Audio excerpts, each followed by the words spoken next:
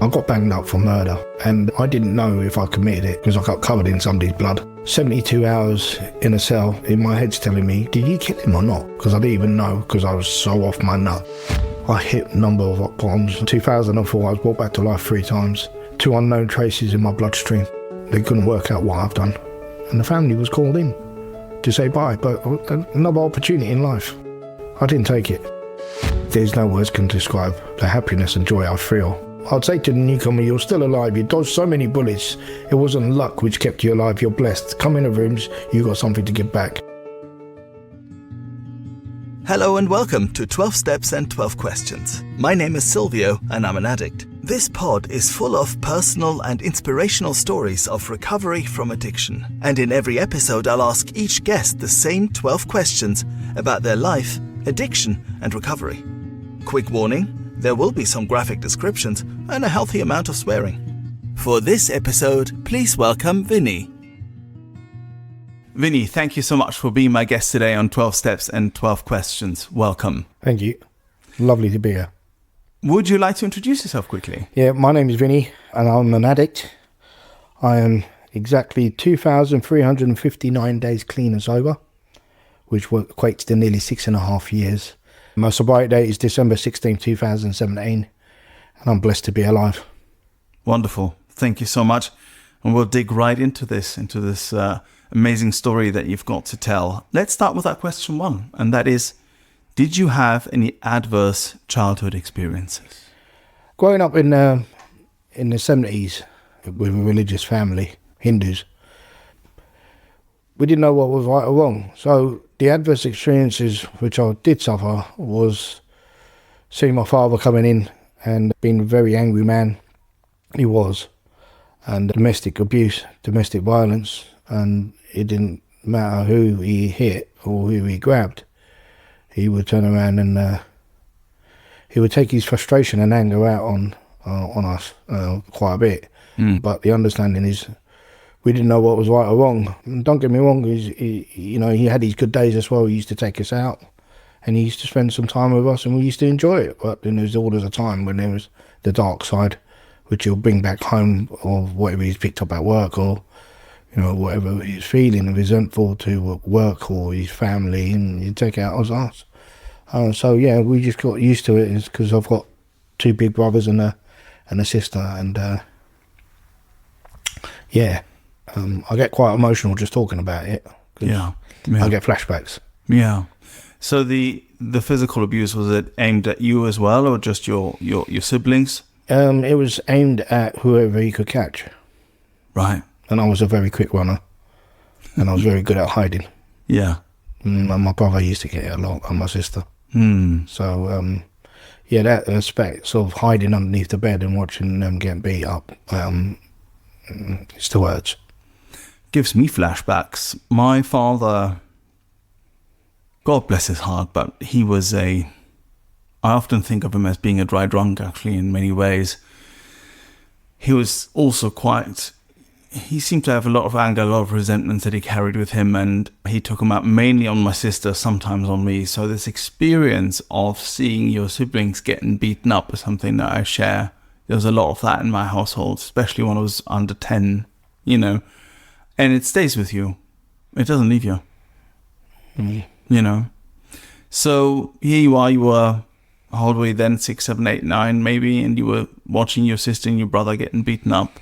Yeah. And also, racism was rife.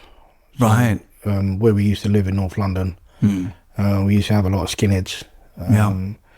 We're only going up to school, and, the skinheads chose to pick on my brothers and annihilate them and beat them up black and blue. And those are little visions which I couldn't do nothing about it at the time. But there's a lot of anger towards the world. Yeah. How can people be like this? The situation, my father bought a brand new car, the locals didn't like it, and what they chose to do was trash it. Yeah. That's another vision. There's a Peugeot 504, blue colour, still got a vision on my dad's face going, what have they done? Yeah. Quite enjoy. So, with that type of experience, hatred is already been boiling, and I'm only a kid. Yeah, and you're already feeling hatred. feeling hatred to the world. It's not only that, it's from a religious family telling me what to do all the time and telling me what I should be eating.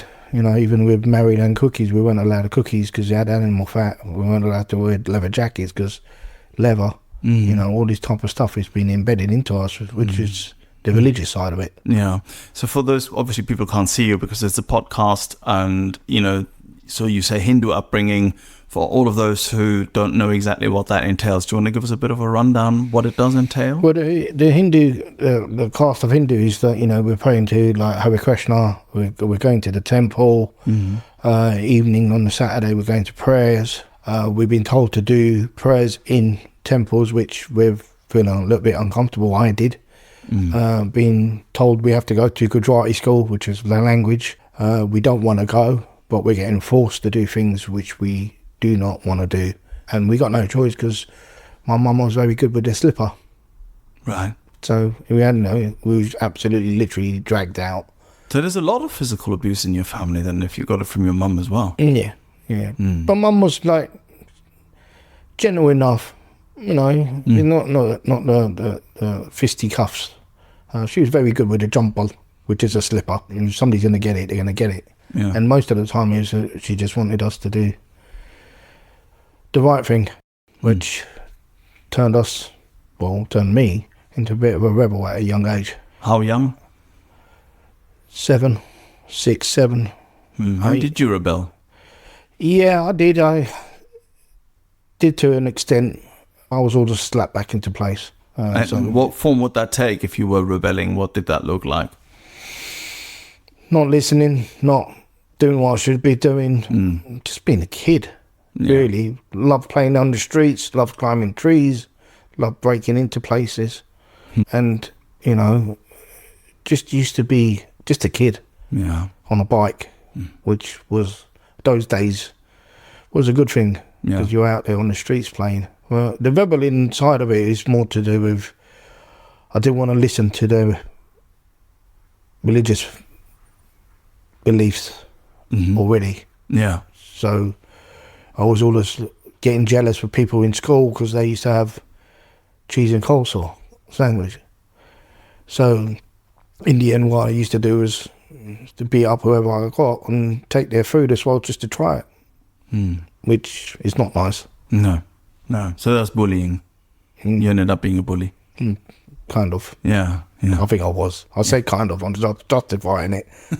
Yeah, a little bit of a bully. Yeah. The racism thing in particular, I mean, I grew up as a foreigner in Germany.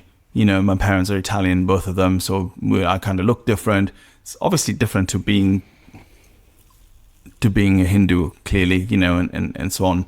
But still, there was quite a bit of that feeling of being different, of looking somewhat different than the others, eating different foods, speaking a different language, all of that. And it made me feel, and it's something that later on I actually cherished but also used, but it made me feel different, and it made me feel like a bit of an outcast almost at different times.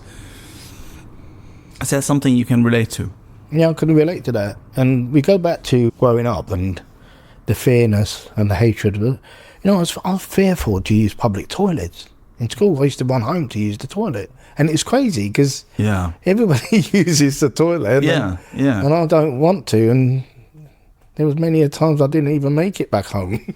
Yeah, right.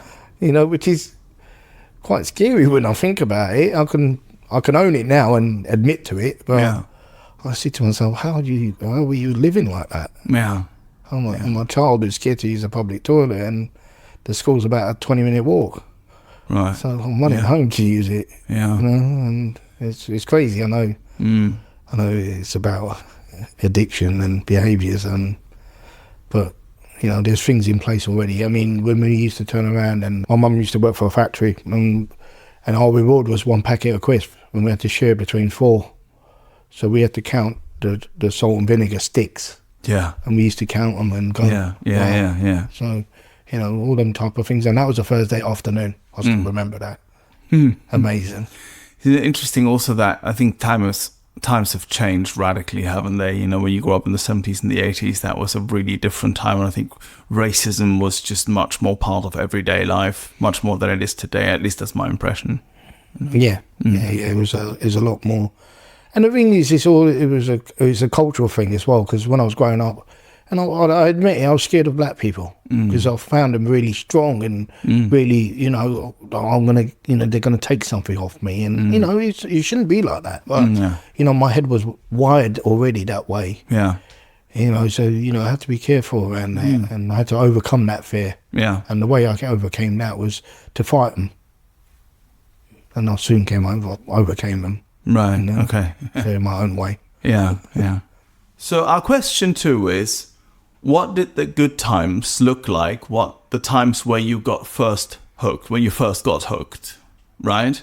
So here you are, you're a South Asian kid growing up with an abusive household, and you've become a bit of a bully, and there's certain bits that you struggle with, right? And at some point, alcohol or drugs were introduced into your life. What did that look like? The first time I experienced that type of thing, my father was a secret drinker. Right. So he never used to drink in front of us. And I know that it's for a fact that there was bottles. And I do remember seeing them bottles, but the first time I experienced was May the 10th of 1980, the West Ham and Arsenal final. And we was with a neighbour, we was watching the football at the FA Cup. And I remember picking up a can of Foster's. So that's at the age of 7. Took only a few sips, but you know, that's the first time I actually came across alcohol. Yeah. Did that situation in that life, in that time, did it turn me into an addict? No. But I still remember it. Well, the only thing that happened that day, and I do remember, was I turned into a West Ham supporter because they won 1-0. And all my brothers and everybody else is Arsenal. So, you know, I think Foster's and West Ham, they go matching. It's strange because I have a daughter who was born on May the 10th. Right. In 2005. So it's crazy how that date just springs out to me all the time. Yeah. Yeah. And so you had your first drink at a really young age. You became a West Ham supporter when the FA Cup was still worth something. I get it. You know? And how did that progress then? Well, the progressive side of it is there was no progression on it.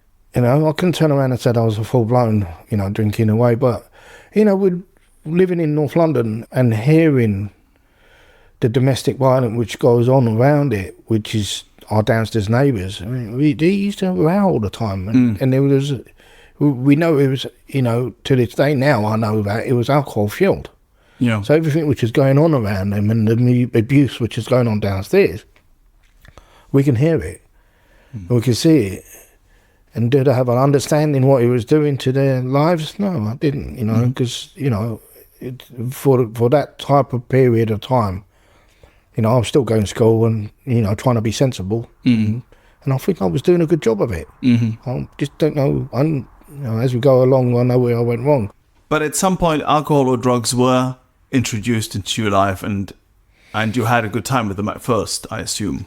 Yeah, I mean, at the age of 13, you know, my sister, she got married, and she moved to East London, and I remember being really emotional about losing my sister.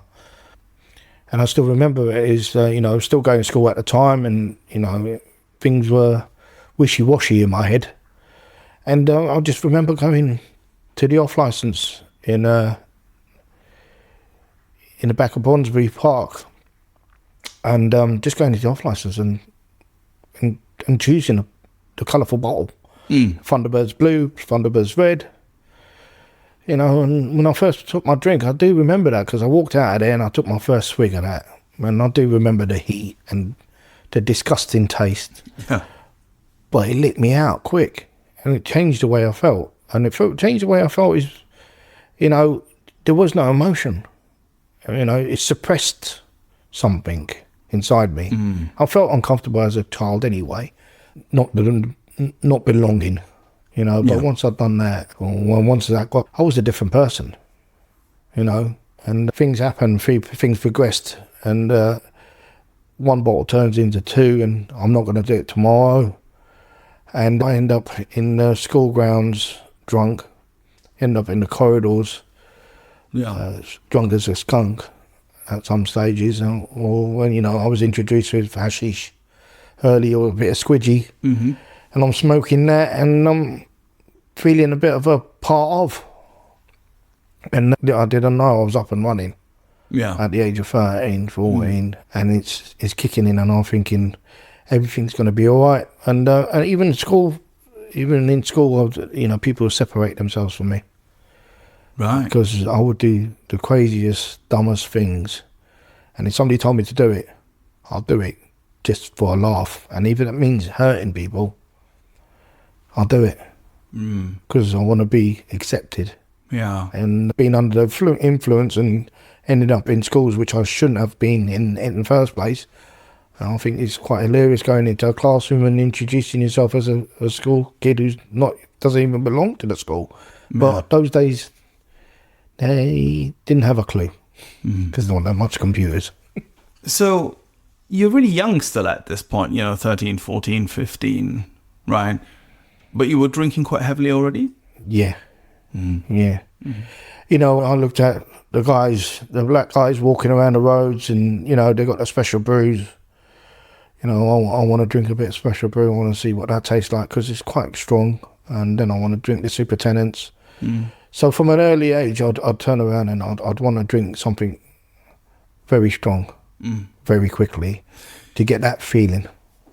Did you, at that time, did you sort of think to yourself, was there any awareness? Did you think to yourself, I shouldn't be doing this? Or was it just a bag of fun and you didn't give a fuck? I was told by a lot of groups that I shouldn't be doing this. What I was doing, I was destroying myself already. And, you know, I had a lot of conversations with people and some naughty people as well, telling me, you know, what you're doing is wrong. Yeah. And you will end up getting in trouble. And I used to say to them, well, do you know? I know what I'm doing. You're doing the same as me anyway, so who gives a shit? That's what I used to be like, and that's the attitude I had. So it was really problematic from early on. Yeah. Right? Is what I'm hearing. Yeah.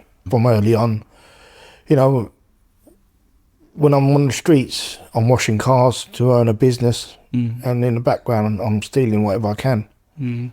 So in the outside world, look at him, and he's sensible. But yeah, I'm breaking into places like casinos and arcade shops and sweet shops, and I'm robbing people. But in the outside world, I've got a business, and I'm a car washer. I'm a street car washer, and there weren't that many car washing places out there at the time. So everybody's thinking, here we go, he's going to get established. But little did they know what I was doing in the background. Yeah. So criminality came into your life pretty quickly as well. Oh yeah. Yeah, I used to love nicking stereos. They were easy to nick. You get 40 quid for them. At the time? At the Blaupungs, Alpines, Kenwoods, you name it. Things came my way. I was wheeling and dealing at a very young age. If it wasn't screwed down, I was having it. And I still remember when I first stole from a shop, it was Brent Cross.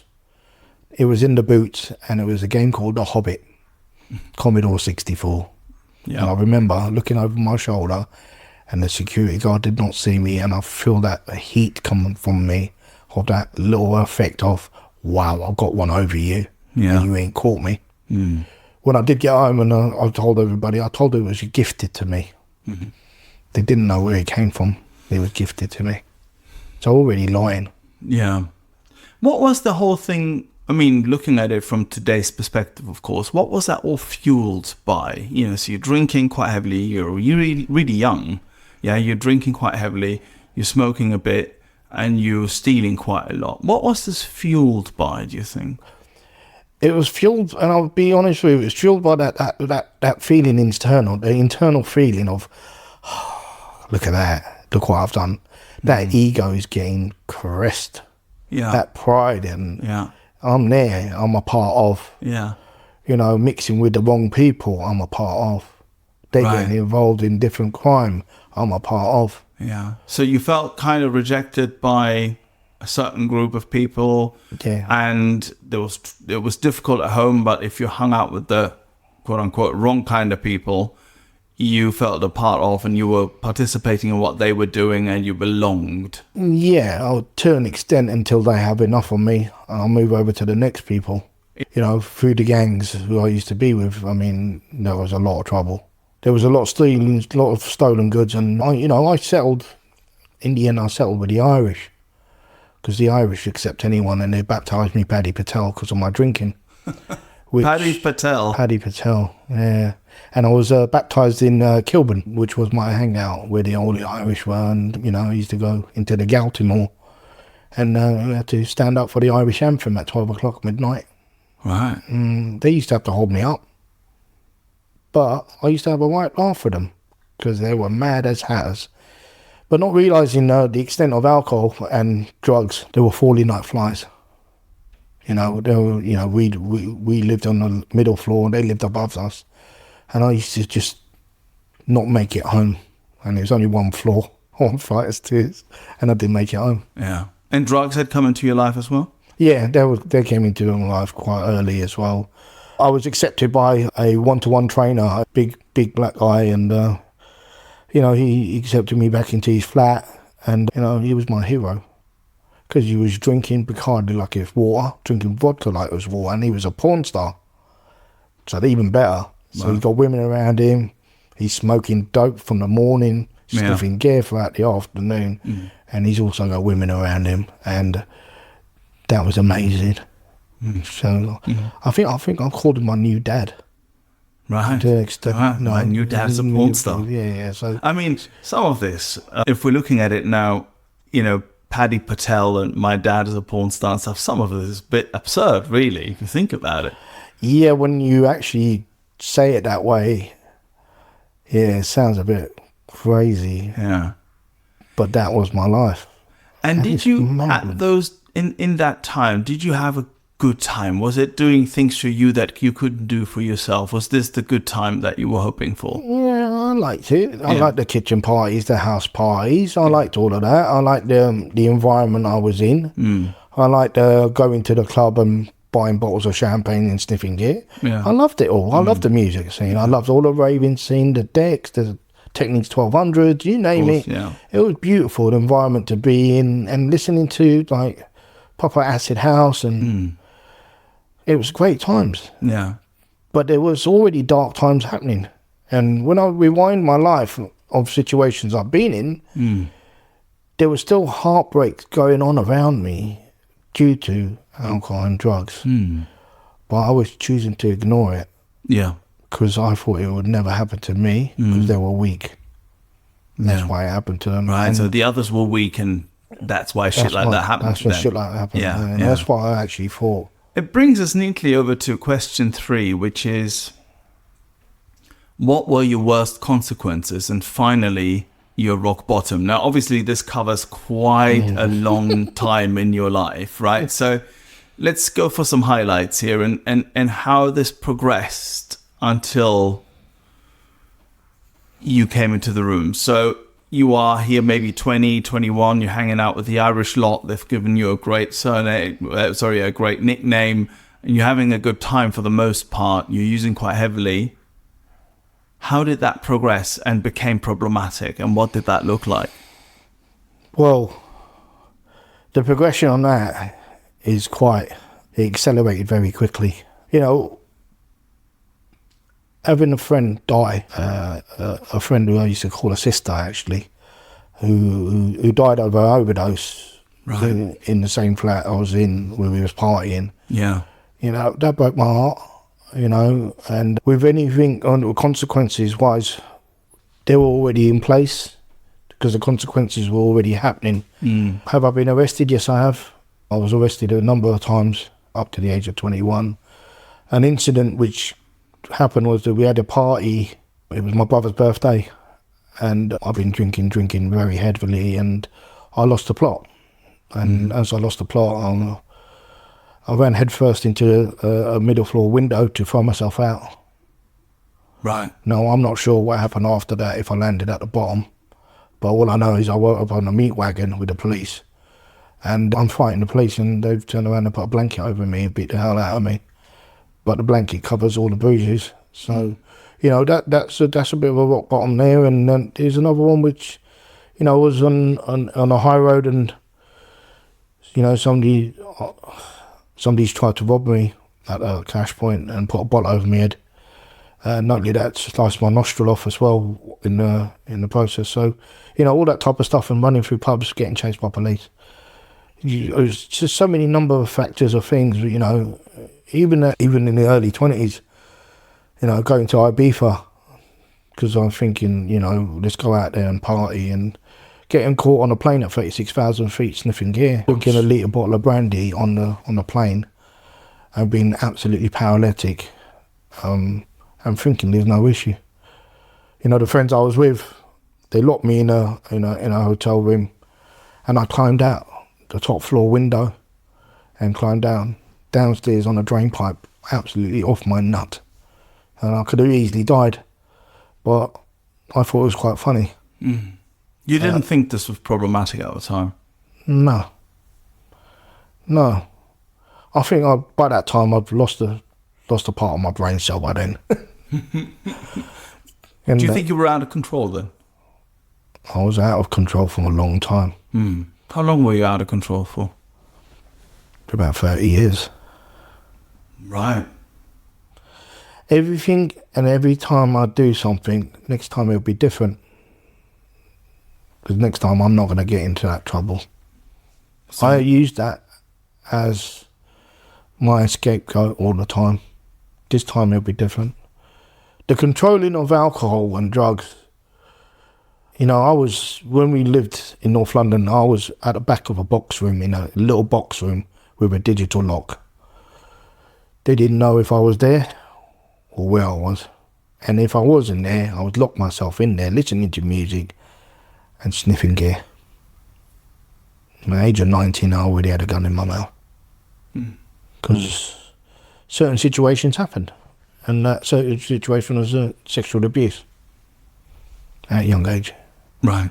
So that's been manifesting in my head, and I'm already a ticking time bomb. But because I'm a big I had IGS syndrome, and if nobody knows about that, that's imaginary gangster syndrome, because that's what I was, and that's what I thought I was. So imaginary gangster syndrome. Okay. Because I think I watched enough movies, Goodfellas, all the other films, and Menace to Society. Yeah. I think I could be one of them. Right. Okay. But admitting the sexual abuse side of it was something I never did. I see. Yeah. Because it was the one inside me which was ripping me to bits. Right. And when did this abuse happen? This roughly was about at the age of 13. Right. Okay. Roughly. I can't remember what year it was. Yeah. There's a number of factor things. There was also somebody who lived down the road from us, and he used to sell a lot of puff. And, he owed a lot of money to a drug dealer, so he chose to take his life. And when he chose to take his life, we didn't see him for a little while, and we smelt something really funny coming from his house, and he was already hung, and he's been there for about 6 days. So, with that type of experience where I'm knocking on the door and knowing that somebody's already passed away because of drugs related, it was heartbreaking to know that he was already in there, That and a number of factors of other things. It turned into a bit of a washing machine in my head. Let's slow this down just a little bit, because you are mentioning so many traumatic experiences within just seconds of each other. From sexual abuse, which is a really difficult topic, right? Over to people killing themselves or dying because of drugs and so on and so forth. All of those just in and of themselves are traumatic experiences. And it sounds to me like you had a lot of them happening pretty quickly, one after the other. Yeah. But the thing is, I chose to use on the back of it. Yeah. Yeah. And some of them I didn't even make it to their funerals. Because I chose to use. And it was about poor me. Yeah. And I get welled up talking about that. Yeah. Understandably. When we're talking about 30 years of using, right? A lot can happen in that time, and a lot seems to have happened in that time.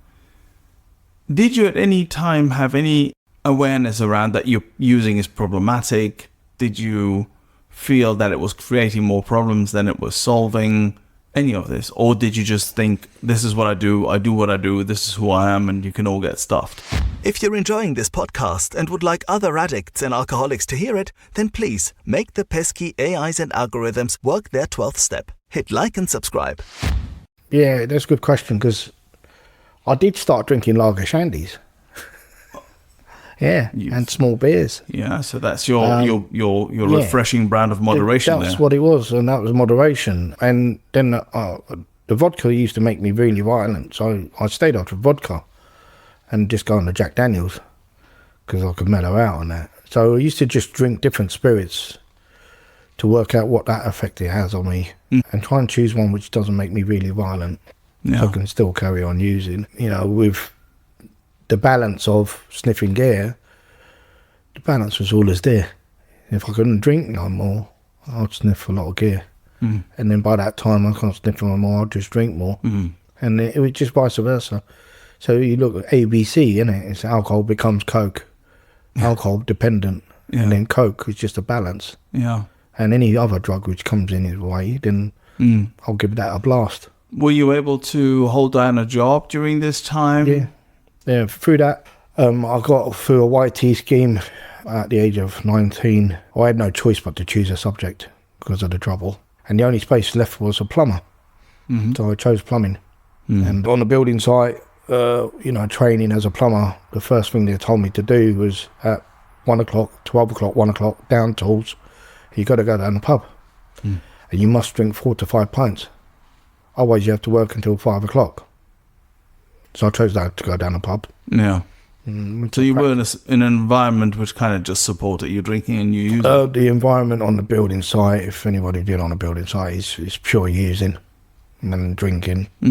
And, throughout the days, you never used to get drug tested, no alcohol test. Or, I've had friends die on site, collapse, heart attacks, stuff like that. So there was nothing in place. At lunchtime, you had to go down the pub. Wow. By that time, with the criminal activity I was doing, it was easy to get rid of fake notes as well. So Charlie Big Bollocks, big ego, come on, let's go. Yeah. Now,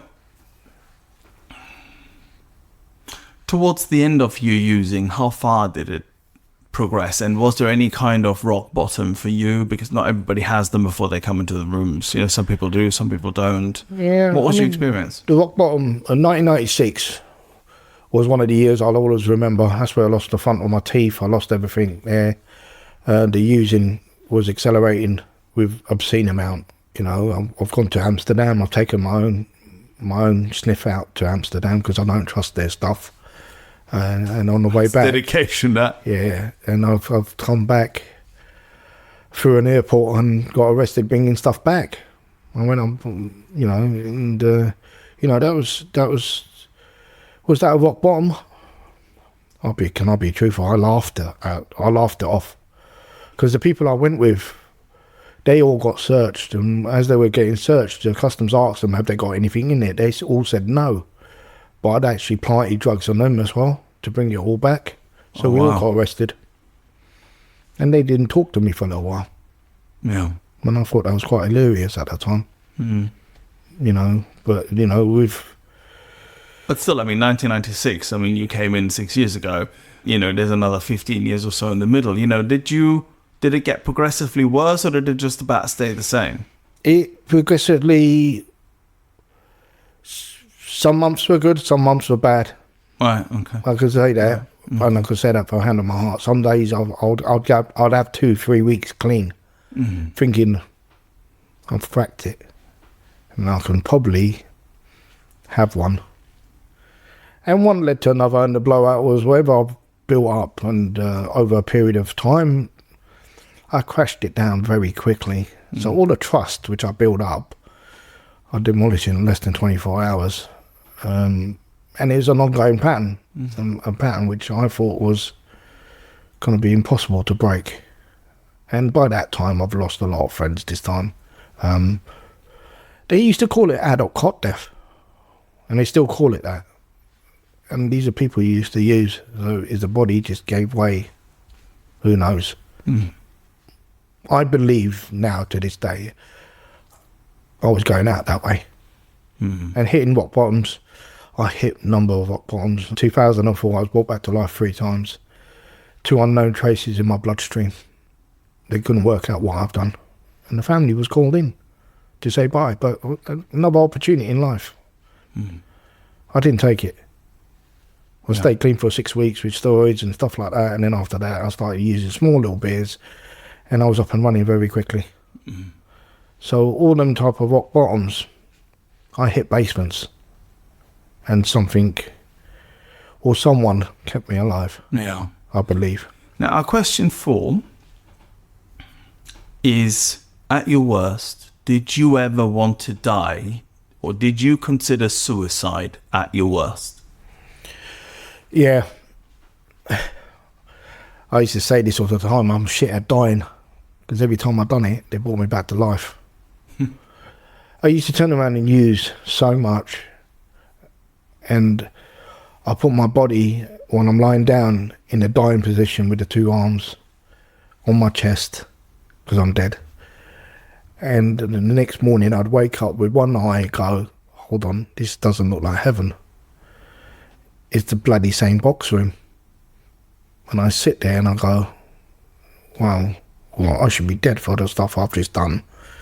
And the opportunity was given. And then again, because you're feeling a bit groggy, I used to love the hair of the dog, because the hair of the dog would get me kick-started again, and I didn't know when to stop again. Yeah. So any time it would be like, just take the edge off it. The edge was taking it off me. It was basically killing me, innit? And then I'm up and running all the time. So, you know, to get clean time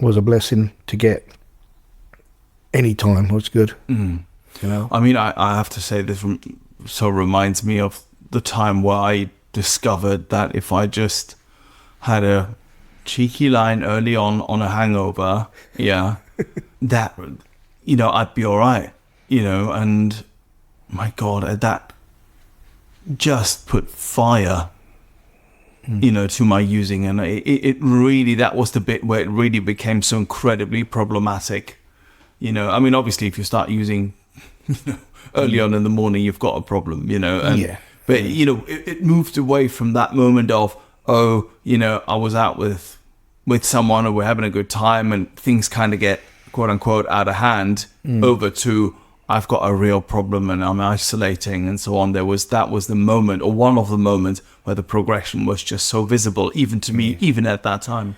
I was told by officers in 2003, and I got banged up for murder. And I didn't know if I committed it, because I got covered in somebody's blood. 72 hours in a cell, and my head's telling me, did you kill him or not? Because I didn't even know, because I was so off my nut. And when they interviewed me, they told me I had a problem. And they said, if you don't know that you've committed murder, you should seek help for your addiction. And all I wanted was my clothes back. And I didn't commit it when the CCTV showed the person standing next to me did it. And there's an issue, and that's a major issue. In the meantime, from there, I've been done 3 times drink driving. First time I blew into a machine was nearly 146. It shouldn't mean standing, let alone behind the wheel. Yeah. In the end. Now, we sort of touched on this a little bit earlier, and that's question 5, which is, what other methods did you try to get sober before finding the rooms? So we've already found out that you tried to swap different spirits, and, you know, that you were a bit mellower if you didn't drink vodka. What else did you try? I mean, was there ever a moment where you maybe thought, you know what, I'm going to stop. Fuck it. This is creating too many problems. I'm done with this. I did. Right. When I moved from North London, I chose to leave quite sharply due to issues arising. And I chose to move to Essex. I said to the first missus, new life, new beginning, new house, I can do this. Getting sober time, getting clean time, doing up the house, being a dad. Amazing. It was a good feeling at that time. I thought I really cracked it. I left my card out of Plumbers Merchants. Somebody I just got connected with. And as I drove back to him to pick up my card, he said to me, "Oh, you just moved into the area?" I went, "Yeah." He goes, "Where you from?" I went, "Such and such place." And he went, "Okay. Would you want a shot of whiskey?" And I went, "Oh, that'd be a nice little treat, wouldn't it?" What's not to like? That was when I was fully up and running. That green light of, I found a new friend in a merchants. I'm a plumber. I'm going to use this merchants because he gives me a drink. And then he was using, and also he was using brasses. We used to come there. So everything was hand in hand. And from moving from North London to Essex, thinking I could live a normal life, I was mistaken. I really was. I was up and running very, very quickly. And if anything... It finds you, doesn't it? Like, quote unquote, magically, it finds you in the weirdest places. You can't escape it if you have this problem. Yeah. And again, the head would say, it's not a problem. You got it under control. You know, and that marriage didn't last long. Yeah. I mean, we wouldn't do, because, you know, first missus, she was a user and she was a drinker. 2 and 2 don't make 4. 2 and 2 cause domestic violence. And yeah, it was shocking. And, you know, we've got a young son at the time as well. And we've tried so hard to just go knock it on the head. I looked into AA, and when I used to look at movies, I go, "You weak, sitting around in a circle, introducing yourself as alcoholics. Man up, man. What's up with you lot? Can you not control it? How embarrassing can that be?" And I used to turn around and judge them, because I used to think it was for pop stars and film stars and this and that. And I remember meeting Russell Brand in the late 90s, and I said, "I'm never going to be like you, because you're a junkie." I was mistaken, wasn't I? You know? No. It's crazy when you think about it. Yeah. Everybody you turn around and you look at goes, "I'm never going to be like you." Yeah. And really and truly you already are, and you're just in denial. Yeah. And that denial took over. And the denial says it all, and it don't even know I'm lying. Yeah. Because I lived a lie. And if I'm living a lie, I believe the lie, and I lie so much, even a lie's a lie. Who's going to believe you? So you had your early experiences there with AA. Our question 6 is, did you struggle with the word God when you came in? Major resentment. Yeah. Resentment number 1 to God. Because if there was a God, why did he cock up my life? And I used to be like that. I went, there's no God. I used God a number of times when I'm in the cell. "God, please help me. I won't do it again." Did he answer? No. "God, I won't do this." "God, how come you taken that life so young? Why have you taken him?" There is no God. You know? And I was mistaken. I think it was already a spirit guide somewhere near me. But yeah, I had a massive resentment against the word God. And it took me nearly 2 years to actually be free to say it from the book, because I'd just changed it to higher power, because you know, it was one of them things. You're more comfortable with that word. We was now. I use it freely, but I don't go smashing that word around to loads of people. I just do it when I want to be comfortable with it, doing it. And you know, because some people can still get frightened. Yeah, surrounded by people who keep on mentioning that word. They need to find it on their own way, not be drummed. You know, I used to chase Jehovah's Witnesses down the road on a Sunday morning, and they run. They're quick. And they can see a madman coming, mate. Yeah, with a lazy eye, thinking there's nothing wrong with it. And not only that, there would be somebody waving, or somebody would be laughing and joking, because here I am, I'm a big I am again. Look what I'm doing. It's wrong. Now I talk to them politely. Yeah, now you're big mates with them. Yes. Question 7 is, how do you experience your higher power in your life? And there's also a moment to share any God moments if you wanted to. I've had this is a big one for me, because the fact of higher power, the spiritual side of the coincidences and the miracles which have happened in my life since recovery, unexplainable situations enlighten me. I used to be scared, and that higher power which I feel, and who I feel sitting next to me now, I can feel presence, and all my hairs are standing up, because as I'm talking, all the goose pimples are coming straight through me. Yeah. So some sort of energy running through me, and I believe that. I believe that's what kept me alive. Honestly, believe that spirit guide kept me alive for a purpose. I haven't got that many people around me from my using days. Most of them are dead, and it's quite upsetting to know, But we move on from it, and we got another chance in life, which I'm grabbing. Yeah. No one's taking off me. No. Question 8 is, which parts of the steps were the most difficult for you? So you come in, right? Which parts of the steps were the most difficult for you? So you've come in after, 25, 30 years of using. You're a bit mad. A little bit angry because I got caught. Exactly, bit angry, and I think unmanageable as a show. Yes, right? Really, yeah. And you're presented with having to write down all of your resentments, turning towards God, a word that you have a problem with. So which parts of the steps did you struggle with the most? I struggled with, and I'm going to be greedy, all of them, because I don't understand them, but I do go back to the struggles, probably the step 4, my part in it, because I was adamant there was none of it was my fault, and that's the one. And also learning how to write. So holding a pen, my hand hurt. The amount of writing I had to do, I got cramped quite quick. My spelling's terrible, my grammar's terrible. I left school at the age of 13, so this is the most writing I've ever done in my whole entire life. So step 4 was a challenge. A lot of questions were asked to my sponsor. Am I doing it right?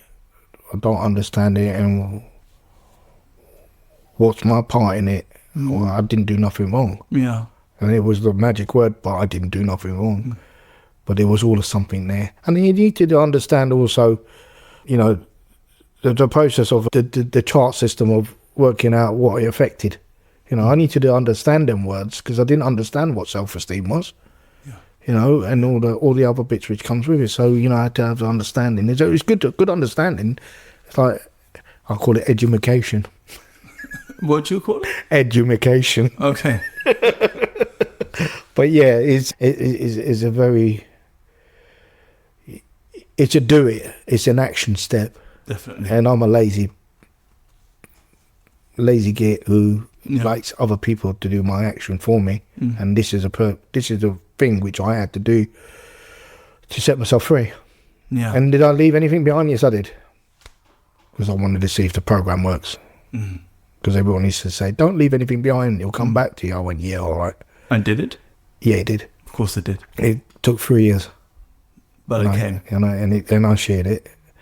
And when the person I shared it with, she went, I can't believe you kept that. And I went, I just wanted to see what happens. And it was manifesting inside me. Uncomfortability was there. Yeah.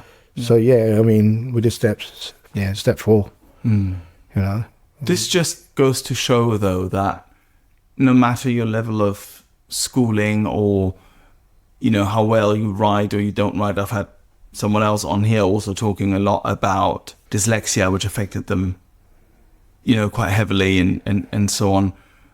And that really what it comes down to is honesty, no matter how you write things down and so on, because I've had all the education thrown at me that you could possibly imagine, but I had the exact same problem that you had, which is, and I could write it down in the most beautiful words, but that's not the bloody point, is that I felt life had wronged me and I had no bloody part in this, right?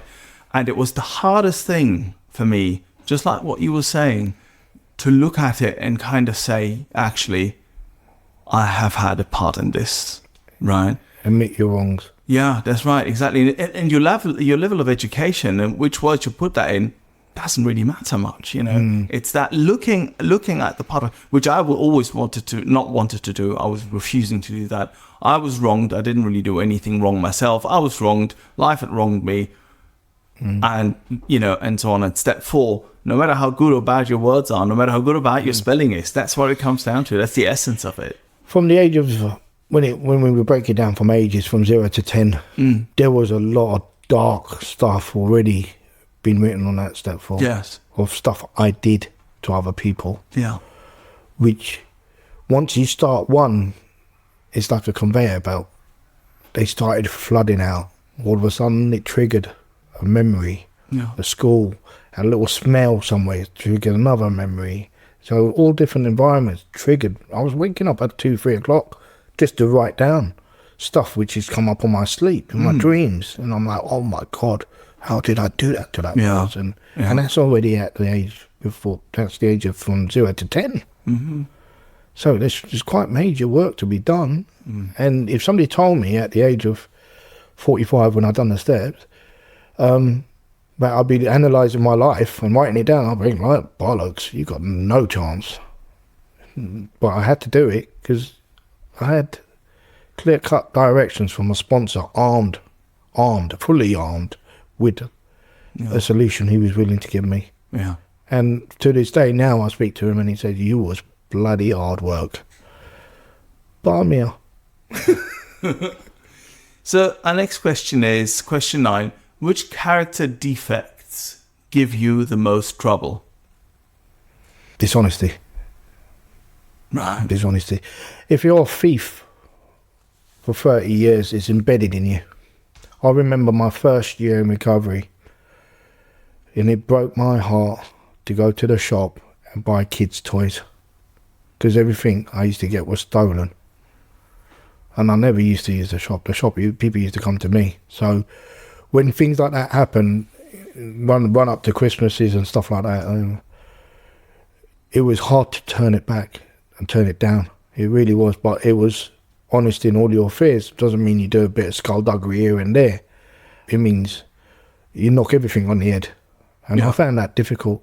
Mm-hmm. Plus I bought a legit car at 18 months with my legit money. Yeah. And that broke my heart. It's a nice car. But even the salesman, I remember him looking at me because you look upset. I went, it's because I'm using my own money.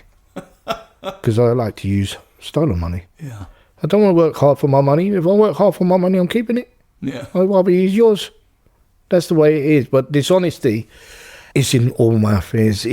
I'm honest in all of my affairs. Yeah. And I think that's been a big, big foundation on my recovery. And honesty is also, if I'm feeling like shit, I will tell you I'm feeling like shit, because I don't have to hide anything from anyone anymore. Yeah. It's freedom. You know, it's okay not to be okay.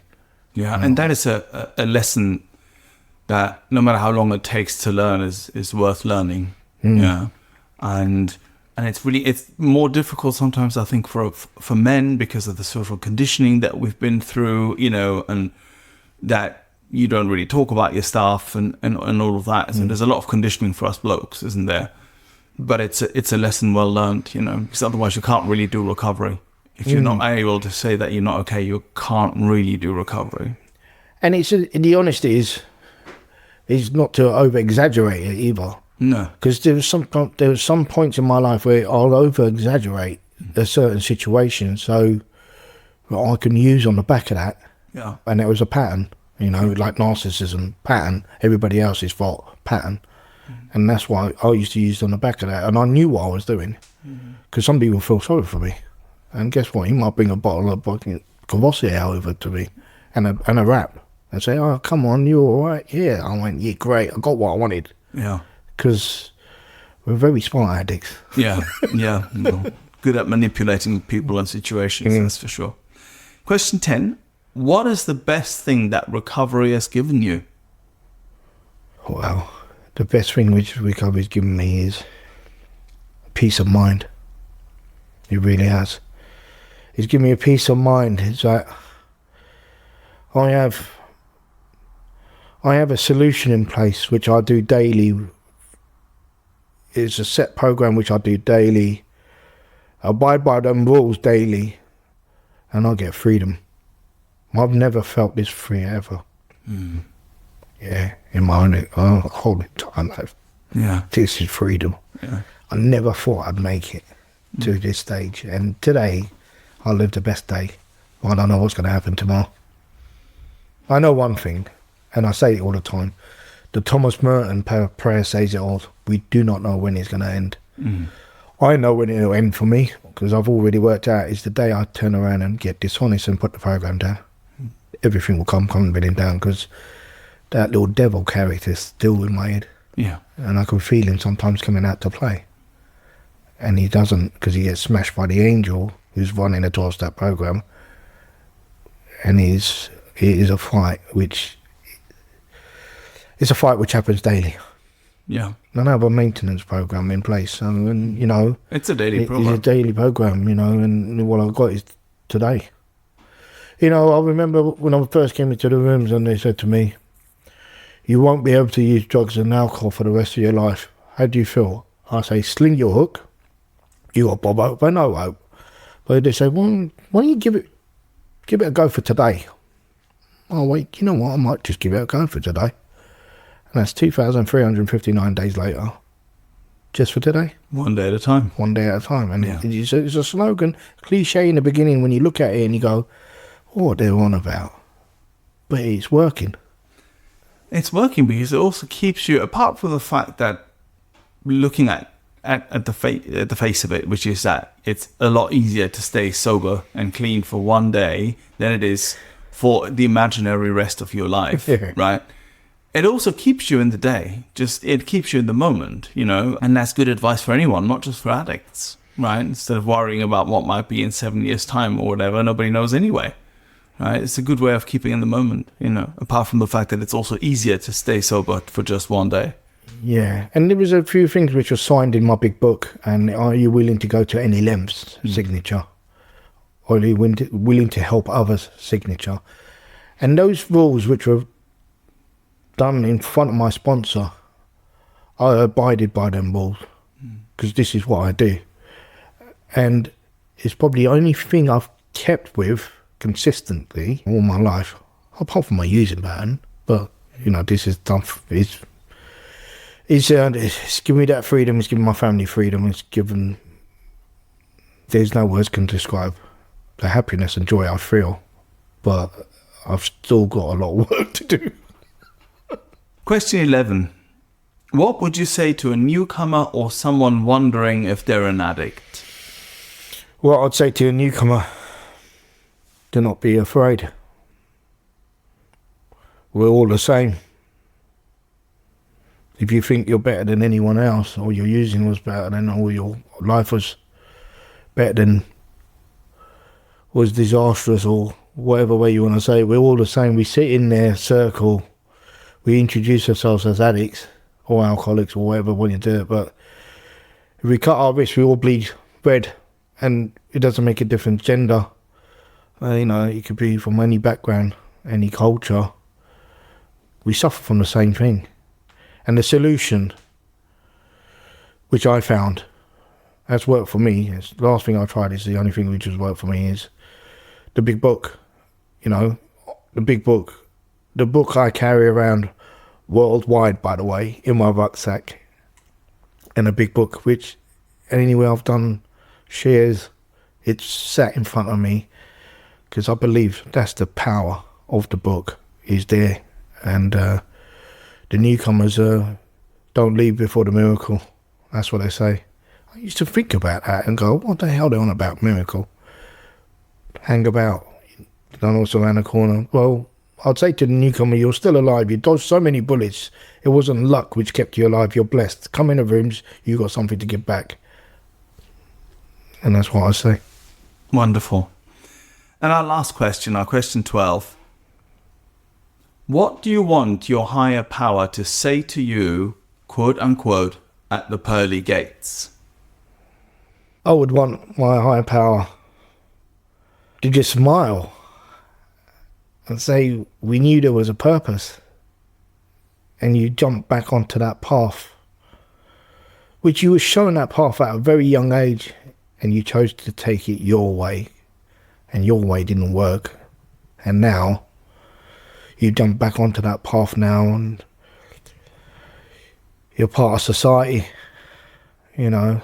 And, you know, the leopard had, you know, the cat has 9 lives. My sister says the cat has 9 lives and I used up 14. Because I was already blessed with a high power. And, you know, with my spirit guide of when I do my meditations, I feel presence. And there's been stages in my life where I see shadows. I think I'm going mad. But I was already mad. But now I found a solution, which is working for me. So happy to be alive. I'm so happy that you were here on this new edition of 12 Steps and 12 Questions. Thank you so much for coming around, Vinny, for being so honest and so courageous in your shares today. Thank you very much. And thanks for asking me, Silvio. Because normally there would always be a motive, innit? And I'm going to get out of it. But do you know what I'm getting out of it? I get to breathe oxygen. And it's free. Yeah. You can't buy oxygen on Amazon, not yet. Not yet, no. Beautiful. Thank you, Vinny. Thank you very much. Boom. Well done. Oh, mate, that brought back so much. Yeah, we're still rolling, by the way, just so you know. We're still recording, is it okay? Yeah. It brought back a lot, didn't it? It brought back gratitude for being alive. And I'm grateful every day. You know, I put my hands and I pray. But just highlights there's so many underlying issues which I skipped. Jumped over that hurdle, jumped over that fence, and it was just a brick wall at the end. Yeah. You ain't going further than that. The brick wall had a hole already dug. Could have easily just gone in there and just patted the fucking soil on top of me and said, bye, everybody. But having that peace and serenity is just priceless. It really is priceless. It really is. You know, even when I'm driving, I'm not an erratic driver. I'll plod along, listen to my smooth FM, and I'll just go. And when I go, I'll go. Just take my time. You know, and it's not in my world. It's not my time. It's just all in God's time, isn't it? It certainly is, yeah, absolutely. Thank you, Vinny. We've come to the end of this episode. Thank you for listening. If you've enjoyed it and would like other addicts and alcoholics to hear it, then please make the pesky AIs and algorithms work their 12th step. Hit like and subscribe. While this pod is based on the 12-step recovery program, it's not officially affiliated with any 12-step fellowship. 12 Steps and 12 Questions is not substance or behavior specific, it's fully self-supporting and not-for-profit. And you know this next bit. It's not allied with any sect, denomination, politics, organization or institution. It does not wish to engage in any controversy, and it neither endorses nor opposes any causes.